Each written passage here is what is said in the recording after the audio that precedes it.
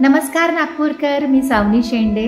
Rai Soni foundation तर्फे the Orange City Literature फेस्टिवलच्या 7th एडिशनमध्ये 22 नोव्हेंबरला मी नागपूरला येणार आहे. संध्याकाळी 7 वाजता चिटणवीस सेंटरमध्ये गायला.